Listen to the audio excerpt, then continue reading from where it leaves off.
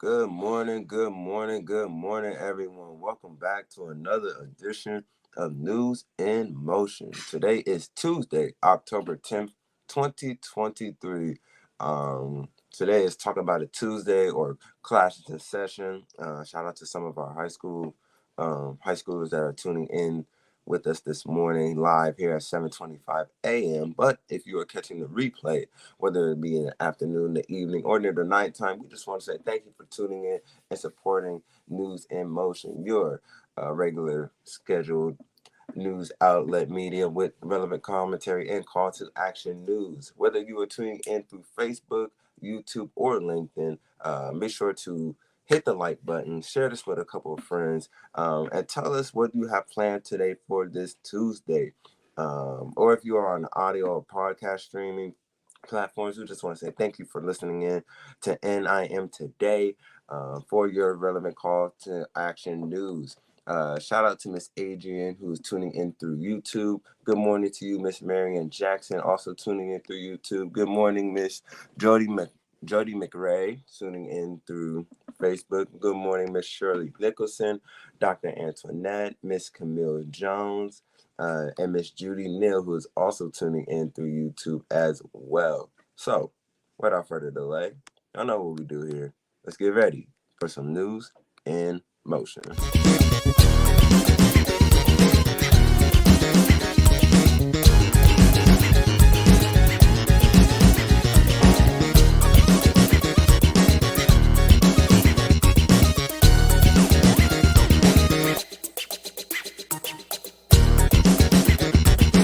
News in motion.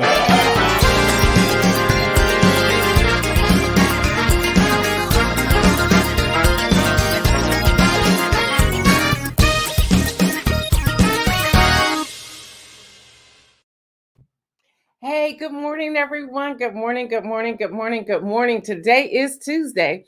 It is Tuesday, October the 10th, 2023, and we do have a lot of news, but we're also going to have class in session today as well.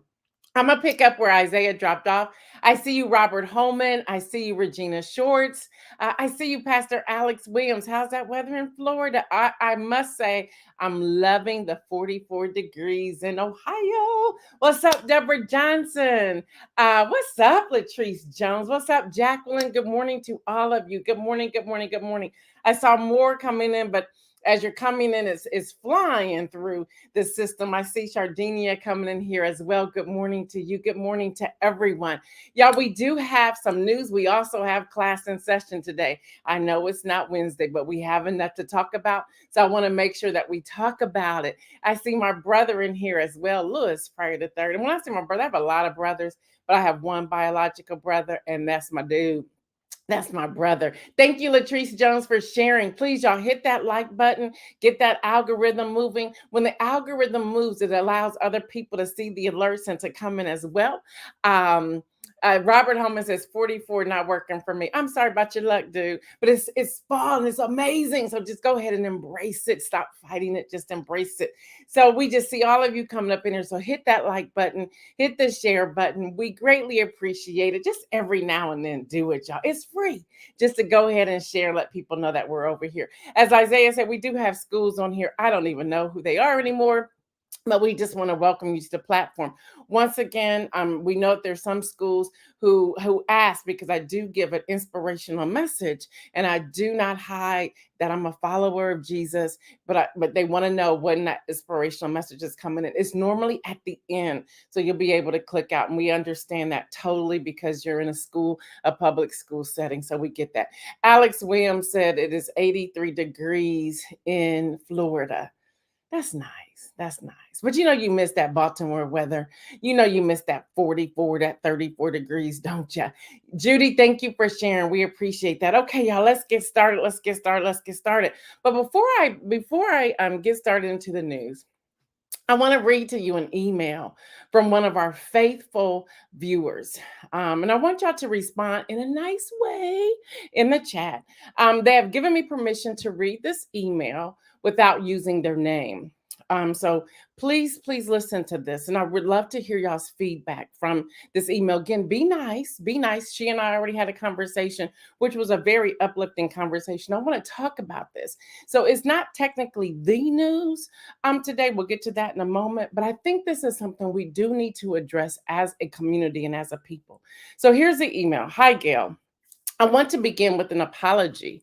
I'm frustrated with my tendency to doubt, even though I've been a dedicated listener since your early days on Facebook on your private page. I've watched you grow and consistently recommend your content.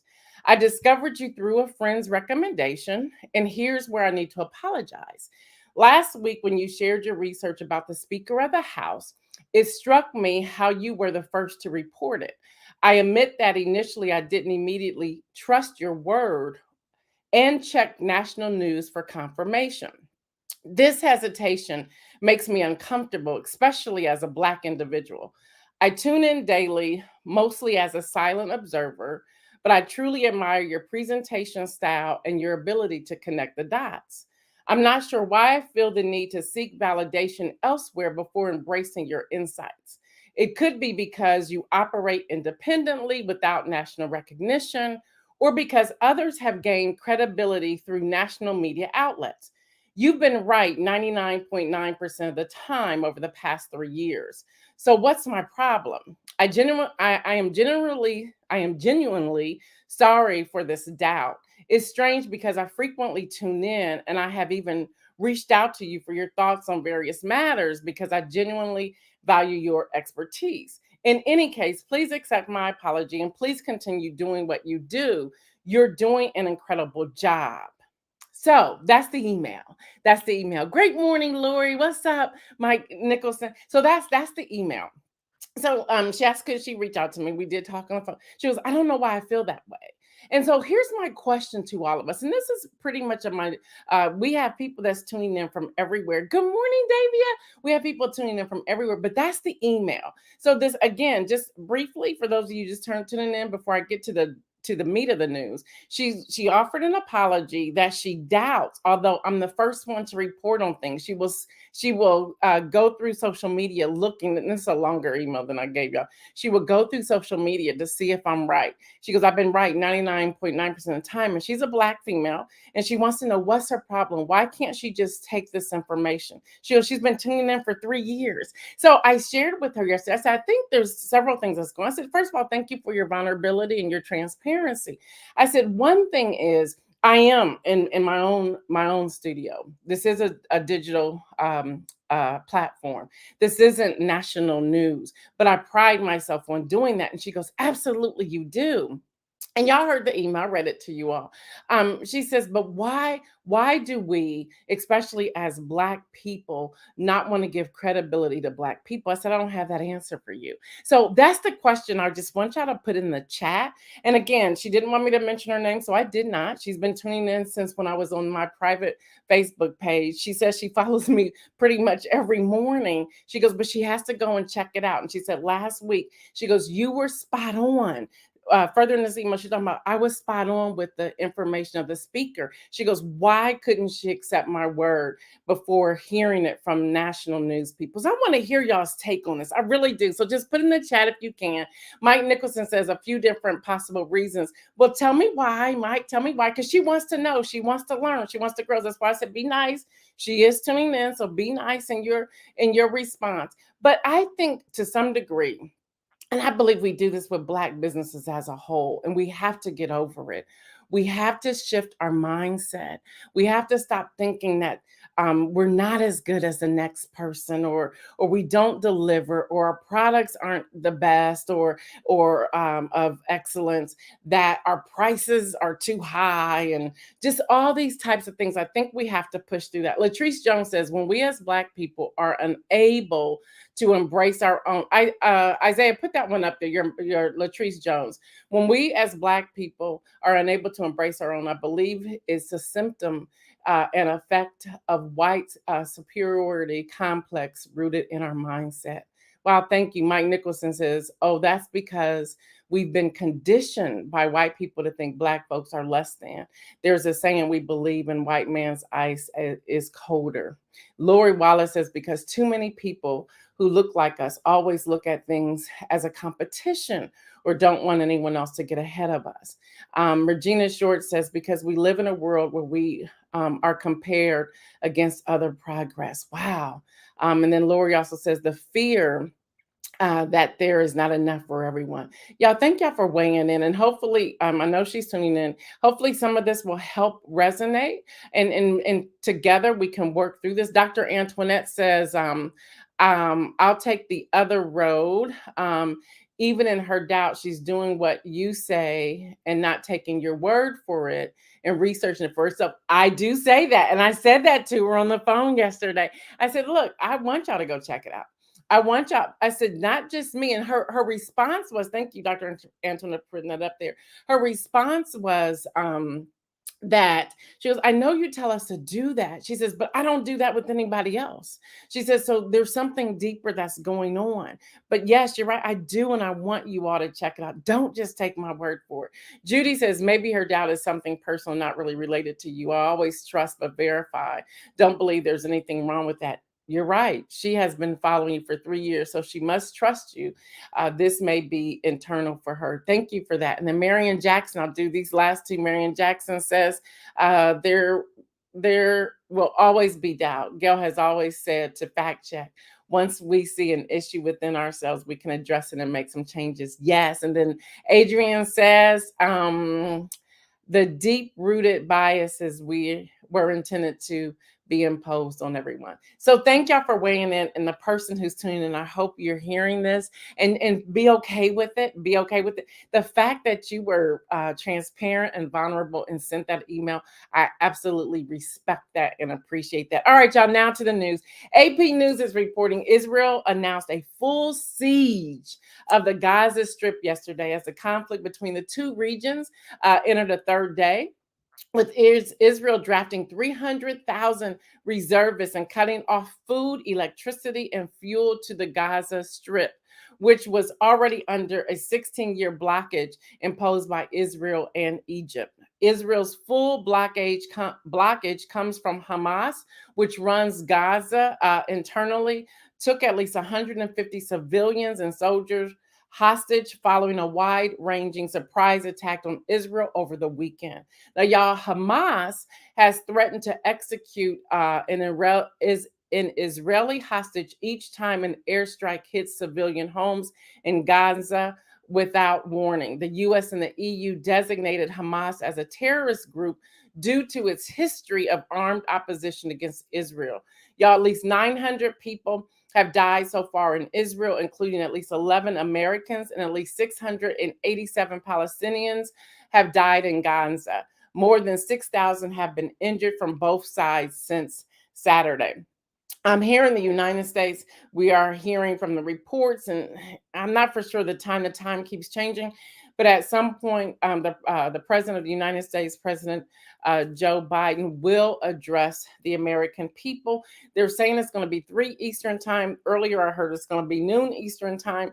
And right before we came on the air, it's now they're telling me 2 Eastern time. So I'm not sure. That may change as they are corresponding back and forth with the Israeli prime minister. So stay tuned. And you may want to just tune into that to get a different perspective coming straight from the office after they have gathered all of their intel. Y'all, USA Today reports United Auto Workers, members of the Volvo group, owned Mack truck facilities, say that real fast, in 3 states went on strike yesterday after rejecting a proposed 5-year contract.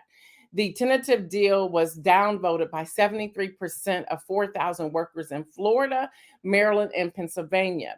Now, y'all, this deal would have included a 19% pay raise over 5 years, a $3,500 ratification bonus, and improved retirement and health benefits.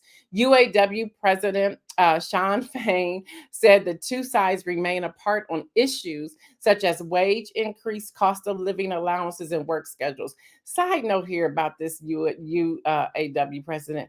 man, that dude's probably getting paid. And I'm just thinking, okay, make sure you're out there doing your job. And I'm sure he is, but it's just like, you're getting paid behind this. So hopefully he's positioning all the sides to negotiate and they can end their strike, because the other strike is still going on as well, which I want to share this with you. Mack truck workers are not a part of the original UAW strike, which began September the 15th against the big three. That's General Motors, Ford, and Stellantis, formerly Chrysler. So there's that. That's happening with everything else that's going on. Y'all, then Los Angeles Olympics. I got to put a little bit of soft in here before I go to my next segment. Los Angeles Olympic organizers propose adding baseball, softball, and flag football, cricket, lacrosse, and squash to the 2028 games. International Olympic Committee to vote on proposal on October the 16th. Speaking of the Olympics in Paris are coming up. What's up, Hazel? The Olympics in Paris are coming up, but now they have an infestation of bed bugs and roaches. I'm like, excuse me, what? And they said it's out of control, and they're trying to do everything they can to get this under control before the 2024 Olympics. I'm like, please, please, can you get that under control? Because I've had plans, but I'm gonna need y'all to get that under control. So that is happening as well. I guess it broke out during Fashion Week and it has just gone crazy. They're also warning people that people who are going back to their perspectives, per, perspective communities, cities, states, townships, whatever, that stuff can be on their luggage. It can be on the airplanes. I'm like, what? Say what? So y'all just be mindful of all of that. All right, y'all, to get to class today. We're moving class in session today because there's so much that's going on. Y'all, the house is on fire. We done gone from chaos to just straight on fire. The house is on fire. Y'all, wasn't there a song back in the day? I'm dating myself. I'm 58 years old. Wasn't there a song back in the day talking about the house is on fire? Something like that. Well, y'all, the house of U.S. representatives, y'all, the house is on fire. All right. Y'all know the saying of Maya Angelou, when people show you who they are, believe them. Listen, y'all, Axios is reporting that Representative Kevin McCarthy, who had floated the rumor that he's going to be out of the House by the end of the year, now decides, I think I'm going to throw my name in and run for Speaker. What? Sit down. We just need you to sit down. You're not helping. You're just not helping. We need you to take a seat. Yes, y'all. Speaker, Representative Kevin McCarthy signals yesterday openness to returning to a House speakership after being ousted last week. Yeah, the House will hold a candidate forum today with an election expected tomorrow, maybe. So that's what's happening. Marion Jackson said the roof is on fire. Is that what it is? The roof, not the house? Well, something's on fire. In this case, the House of Representatives are on fire. Mike Nicholson says the House, Gail. Deborah Johnson says the roof. Y'all don't see. I went to school to learn, to study, to do those kind of things, right? You know, I would go to parties every now and then. Mike said, if the house is on fire, that's an arsonist. All right, y'all, so I messed up. All right, I'm glad y'all keep me in check. Dr. Antoinette says, go have several seats. They did not want you the first 14 times. That's right. It's like when I read that, I'm like, come on. And so I started searching, thinking, this can't be true. This can't be true. You just floated last week that you're going to be out by the end of the year. What are you doing, dude? What are you doing? So let's dig into this. Let's go to school. House leadership. Y'all having fun that I said that house and it's the roof. Okay, whatever. The house of, and for those of you who are new here, this is how we act, okay? We give the news, we have some fun, we just have a good old time. And they're always coming after me, but I always have something for them too. So the House leadership, the Speaker of the House is the only House leadership position mentioned in the Constitution. Did y'all know that? Yeah, it's the only position mentioned in the Constitution. Over time, as the United States grew, the membership of the U.S. House of Representatives increased. We now have 435. We have 2 vacancies. Don't forget that. A need for additional leaders developed. In addition to the Speaker of the House, current House leaderships include the minority and the majority and the minority leaders and the party whips. So each party have the minority lead. They have the speaker. That's on the, like if you're looking at a table of organization, the speaker's up, and then like the 2 rungs, the 2 bars. One would be the majority leader, which is the House majority, and one is the minority leader. In this case, it is Hakeem Jeffries. Um, I have no idea. That's strange. I have no idea who the I think it's Steve Scalise who is the majority leader on the Republican side. Yeah, I think that's who it is. Don't quote me on it. Go research it. Check it out. Look it up. Then you have the party whips. You have the whip for the um, Republican side and the whip for the Democratic side. All right. So the the Speaker of the House acts as the leader. Remember, the house has the power of the purse, and we know right now we can't get aid to Ukraine, we cannot get aid to Israel, we cannot do anything because they control the purse. They have the purse strings. They are the what they call the power of the purse, and it comes from that speaker implementing bills and legislation, and they vote on the floor, and from that vote then they take it to the Senate, and then the Senate, they make changes or whatever. They come back to the House, and then once everything gets figured out, it goes for signature to the president's desk. It's supposed to be working. It should work that smoothly, but it's not.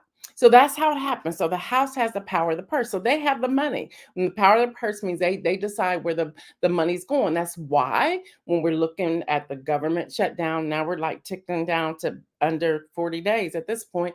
Um, those are the 12 appropriation bills. Again, go back 2 weeks ago, I listed all 12 of them, talked about the offices and how they all connected. It's on there. Our replays are out there. Just go find it. It's there. It will be on either a Tuesday or a Wednesday when I do class and session, so you can check it out there. So we have a speaker pro tem. Yes, thank you, David. David said, yes, it's Steve Scalise. We have a speaker pro tem. And the speaker pro tem, who is Mack Henry, Republican, he has no power. He's just there to hit a gavel. That's about it. That's all he can really do. Okay, and he's like slammed it down last week when they voted his boy out. So the speaker of the House is responsible for administering the oath of office to the members of U.S. Congress, appointing a pro tem, counting, declaring votes, sending bills to committees, signing bills, resolutions passed through the House. The speaker is also second in line behind the vice president. All of that. We talked about that. Okay. Well, here's the position description. And I want us to put our house on. Dr. Antoinette said it's a whole mess. It's a whole mess. It's a whole mess. So here's the position description. And I want y'all to hear this. Hear this. And I want you to think about Jim Jordan, who's running, Kevin McCarthy, who's thinking about going back and throwing his hat in there, and Steve Scalise. That's who we know so far. And then that other dude who's running for president of the United States again, the former guy, presiding over House sessions. All right, that should be easy, right? Remember, Kevin McCarthy allowed Marjorie Taylor Greene to do that a couple times. Ew. Leader of the majority party. The speaker typically belongs to the majority party, but we now know the speaker. It could be one of us, as long as the House representative vote us in and we have enough votes. Okay, it could be. The magic number is 218. Although with two vacancies, I believe it's 217. That's how my math is mathing. I wasn't great in that area, but yeah, he got ousted with 216. So there's something screwy with the numbers, but the magic number is 218 when you have the full house of 435. All right, so the committee appointments, this is the speaker. So these were some of the negotiations that set him on fire, okay? Because he went 15 rounds before he got in, right? That was back in January. And they were negotiating, and one was committee appointments. Like, put him on a committee, put her on the committee, put the House Freedom Caucus, put them on committees, just kick everybody else out, take this office, take that office, this, that, and the other. That's what got him in trouble, okay? So, but now the committee appointments, the speaker has the authority to appoint members to various House committees and often make strategic decisions. This is like they're negotiating. This is where the whips come in. Sometimes the whip is out there whipping up votes to get these people into these offices. But the question is, can you do the job?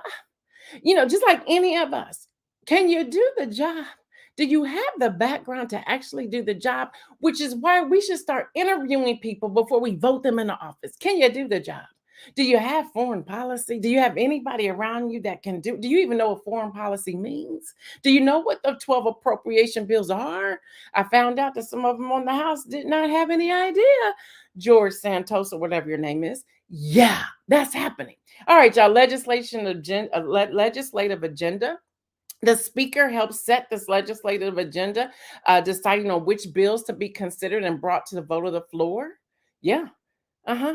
Representation. The speaker serves as one of the most prominent representatives of the House of Representatives to the president. So he or she goes up to the Oval Office all the time. They're discussing what's happening. Who's discussing what's happening with the president right now with Israel, Ukraine, with inflation, with everything that's going on, supply chain here? Who's with these strikes? Who's negotiating? Who's talking to who? With the health care, with college student loan debt, with with the immigration, with the border. Who's having these discussions?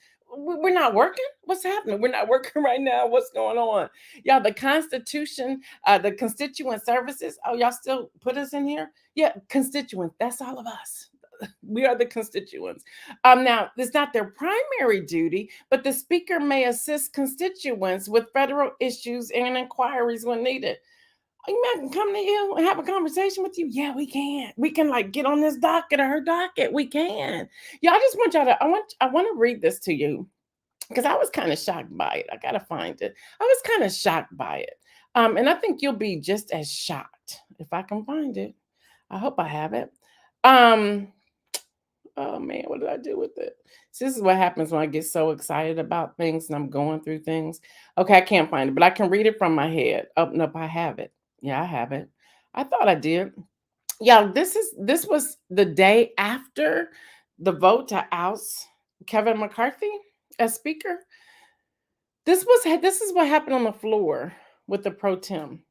At 10:06 and 8 seconds a.m. on Friday, the pro tem announced that the House was now adjourned pursuant to previous special orders. And they said the next meeting is scheduled for 11 a.m. on October the 10th, because they were off yesterday. Um, Before that, at 10:05, 59 seconds a.m., they were in adjournment. At 10:05, 32 seconds a.m., they gave the Pledge of Allegiance. I'm going backwards. At 10:05, with 10 seconds, they announced approval of the journal. At 10:03, 56 seconds, there was a prayer by Chaplain Margaret Kibben. And at 10 a.m. on Friday, the House convened, starting a new legislation day. So from 10 o'clock to 10:06, they were in the chamber. Then they left because they couldn't do any other business. I just want you to have a picture of what's actually going on. They couldn't do anything. They were there for 6 minutes and they went home because they could not do anything. And I wanted to share that information with you to let you know what's really happening. There's no business that can be done there. None. None. So they were in there for 6 minutes. So then they also do the speaker, the party fundraising. They're out there getting money. So the qualifications of this job: U.S. citizenship, experience. Typically, the speaker has significant experience in Congress and may have held leadership roles in their political party affiliation, leadership skills. Get this one: strong leadership, negotiation, bipartisanship, and communication skills are essential for the role. Knowledge of parliamentary procedures, familiarity with parliamentary rules and procedures is necessary to effectively preside over House sessions. I went digging because I'm nosy, right? I asked how many, I just put it in there, go Google it, of the 433, because two vacancies, representative have knowledge of the parliamentary procedure. Y'all would be just shocked to know what I found out. They said about half. About half. Well, are there any tests, rules? Do they take classes? You got to take certain classes to be a citizen of the United States of America. Latrice Jones says, let me have 6 minutes with Columbus City Schools. Yes. And get this, Latrice, they're getting paid $174,000 a year plus full benefit package, health care, All of that. Marion Jackson says, and it's sad that they're getting paid to do nothing. 6 minutes. Kim Edmondson says they shouldn't get paid. They shouldn't get paid time off. Listen, this is that's why I'm bringing this to your attention this morning. Just going through this, it's like, what is going on? So, y'all, it's important to note that the Speaker of the House is powerful and influential in this position in the U.S. government. This position is up there. They're third in line to the president. Well, actually, second to the president, but they're third in line when you're looking at the top two to the Speaker. And we're talking about Jim Jordan. We're talking about the former guy. Are we really going there? So here's some questions I thought we would throw out and just have fun. You know, I wish I could send these to, like, maybe I'll send these to Joyce Beatty. Can you ask these questions? Something. But questions could be, can you describe your leadership philosophy and style? Okay, this question, I believe, helped assess the candidate's leadership and their approach and their mindset. Another question, how do you plan to ensure bipartisanship and cooperation within the House? And maybe these are the same questions we need to be asking those who's running for these offices. We need to take our time, y'all. We need to take our time before we just vote. What legislative accomplishments or initiatives are you particularly proud of, and how did you achieve them? And I'm not talking about getting some pork and beans, because that's how they negotiate a lot of these bills that are out there. But what did you do, and why are you so proud of this particular accomplishment? How do you envision setting the legislative agenda for the House? Well, what are you doing? How are you pulling this up? How are you putting this together? Stop wasting our dollars. Yes, Kim. Yes. Can you provide examples of your experience in managing complex negotiation and consensus building? No, these are just, don't we get these questions when we go apply for a job? Seriously, don't we get these questions? Well, why can't we ask these questions of these people who are getting paid $174,000 a year plus health care, free, plus all the other benefits that they're getting? Why can't we ask these questions? What strategies would you employ to ensure transparency and accountability to the House operations? What are your strategies? And how do you, and don't give me the spin, give me an answer. Another question, how would you manage the Speaker's relationship with the President and the Senate if you're not from the same party? How are you going to balance that? What will be the spins? What are the conversations? Will you be honest? Will you be transparent? And what does that look like? What are your thoughts on the Speaker's role in representing the House in public and media? Are you strong enough to go before the media and have a conversation? Another one, how would you prioritize and allocate committee assignments and members of your party? Really, not just your friends, but people who are strong in those particular positions. How do you plan to engage with constituents? Hello, somebody, and address their concerns while serving as Speaker? Because we have concerns right now. We have concerns. The House is on fire. We have concerns, okay? Can you share your understanding of parliamentary, because I came up with this after I found out only like 50% knew how to do it. Can you share your understanding of parliamentary procedures and your ability to preside over House sessions effectively? Hello, can you do that? Can you just give us the normal stuff? We're not even getting to the committees yet, or the appropriation bills or the legislation right now. We just want to know, are you a good leader? What do you see as the biggest challenges facing the House of Representatives in the coming year? And how would you address them as Speaker? Another one, can we just go ahead and just plan to do the 12 appropriation bills each year so we can stop putting the government in balance, out of balance, and stop allowing these employees to feel threatened and stressed throughout the year? How would you balance the needs and interests of your party with the broader responsibilities of the Speaker, which includes representing all members of the House, all of them, and their constituents? Can you provide examples, hello, somebody, of times when you had to make tough decisions or make principled stand, or take a principled stand, even if it was politically challenging? Yeah. Can you provide me some examples? Don't tell me what you're going to do. Give me examples of what you have done and how it has made a difference. So, y'all, that's just an overview of what we're looking for, because right now, I'm not for sure what we're going to get from the House. Have no idea what we're going to get from the House. Before we get out of here, and hopefully that was helpful to you all, please post in the chat if that was helpful or not, or some thoughts that you have on some of the questions and their responsibilities. And as you're doing that, y'all, New York Times is reporting, I talked about this yesterday when it came to Dr. Cornel West. Robert F. Kennedy Jr. said on Monday that he's going to continue his presidential run as an independent candidate. So now you have Dr. Cornel West, and you also have Robert F. Kennedy Jr. Kim Edmondson said, boom, that's what I'm talking about. Speaking to a crowd of supporters outside the National Constitution Center in Philadelphia, Robert F. Kennedy Jr., a leading vaccine skeptic, conspiracy theorist, said that he represented a populist movement that defies left-right division. Boom, boom, boom, whatever. Then he says in a quote, I want y'all to hear this quote from Robert F. Kennedy Jr. The Democrats are frightened that I'm going to spoil the election for President Biden, and the Republicans are frightened that I'm going to spoil it for Trump. The truth is, continuing his quote, they're both right. My intention is to spoil it for both of them. Dude, you ain't got that much power, but okay. So now he has alienated his family. His own family members came out with their own quote. And they're done with him. They said, Bobby, this is a quote from all of the siblings. Bobby might share the same name as our father, but he does not share the same values, vision, or judgment. Boom. Then they said, continuing their quote, and this is Rory Kennedy, Carrie Kennedy, Joseph P. Kennedy II, and Kathleen Kennedy Townsend. Okay, these are his siblings. They said this in a statement on Monday. They finished their quote by saying, "We denounce his candidacy and believe it to be perilous to our country." So there's that. That's what they have to say. Let me see what y'all saying in this.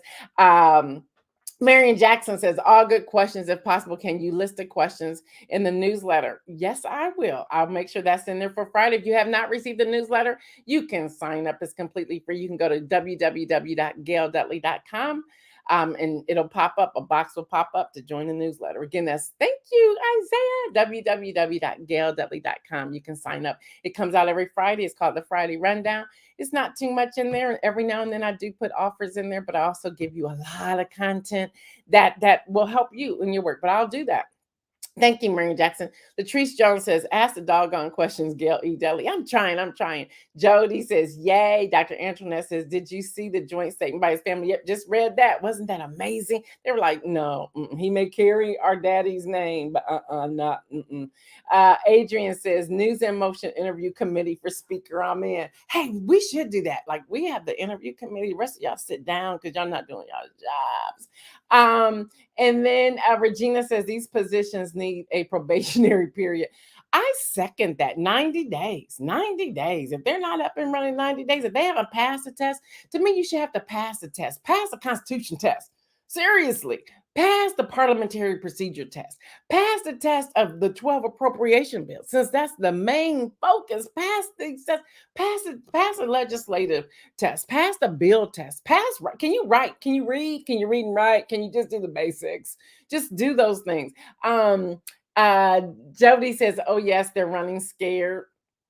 Kim Evans says, wow, his own family turned on him. Adrian says, not one of them would get through. Listen. No, not with my interviewing skills. Not at all. All right, y'all, for inspirational messages, and we're out of here. And I want to go back somewhat to, I almost said her name. Caught myself, to the email that was sent. I just want to just talk about our mindset in niche marketing and things like that. It's interesting. It's interesting to me because I think to some degree we talk about niche marketing. I've said it too. Niche down. What's your niche? What is it? But if God has gifted you in many ways to do many things, why not do them? But I'm afraid we have allowed other people to speak to us as to what we can and cannot do. Again, I'm so grateful for the email and the conversation. Even I heard permission to share it here and for you all to weigh in on it. And I love the different sides. I love coming back to the things that I have said previously. That's community building. And when we're talking about shifting the mindset, we have to think everybody's not here against us. And to not allow that fear to consume or that negative or that voice that's nagging at us saying, oh, they don't like, well, like someone said on here, she's been following for 3 years. Some I'm saying makes sense. There's something that's getting that person to see and to stretch and to push. And here's the truth. I don't have it right all the time. She said 99.9%. I think that's too high. Maybe 93.1%. I don't know. Because 3 years, I'm sure I've made many mistakes. But be okay in the mistake making. Be okay in what it is that you're doing. Be okay that you're doing many things, but we're told if you're doing so much, you seem confused or you're not sure what you want to do. Who told you that? Let me just pull out my book. Who told you? I wrote that book for a reason.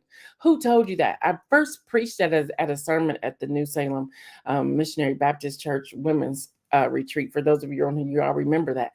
Who told you that? Who's been whispering in your ears the lies that's stopping you and preventing you from doing what God has called you to do? Who told you that? By the way, that book is available on Amazon and Barnes and Noble. But anyway, that's a side note. I'm being real funny. But who told you that? Who told you that you can't have dialogue and conversation with someone who's saying to you, you know what, I don't know why I'm wired this way. I don't know why I feel this way. Or someone saying, you know what, I just can't follow you. Okay, then it's not for you. I love the words of Dion saying, we're not for you. It's okay. It is okay. We have to be okay with things not being okay. If people don't receive us, okay. I'm not going to sit here and prove anything to you. I'm not going to sit here and cry and ask you to do A, B, C, and D. Yeah, we have to have a level of confidence and boldness. Every day over the past year and a half, I say, make bold moves. In making bold moves, you cannot be concerned what somebody else is going to think, say, or feel. Can't go there. You cannot go there. Speaking of that, Inspire is still coming out, y'all. For those of you who still refuse to take the refund that I've been trying to give to you over the past year, the Inspire is almost done, but it's a whole new book. And I think back even to that. I was trying for it to be something from the inspirational messages, and some of them are still there. But God was like, it took a daggone hurricane. And I hate to say it, and Kathy and I laugh about this, her house to be completely flooded, for the hard drive to be completely destroyed, for him to get my attention. That's not where I was leading you. Y'all, now when I go through that book, because it's now getting all put together, it's thebomb.com. And at first I was like, oh, wow, I'm going to change the name. I can't call it Inspire. And God's like, what are you talking about? So what? It messed up. It's okay. It's okay. Just keep going. Keep moving. It's okay. Don't worry about what anybody have to say. Don't even worry about it. Just keep going. That's also the freedom. The freedom. Y'all, the summer off, straight freedom. And believe me, I'll never go back there again. Ever. The freedom, y'all, it's a mindset. It's a change. It's living into your now and into your season and embracing it. Even if you're the only one that's embracing it. If God has given it to you, then it's for you. And what's the song? What God has for you is for you. With that, y'all, I am out of here. Keep moving, make bold moves, and live your life in abundance. We're out.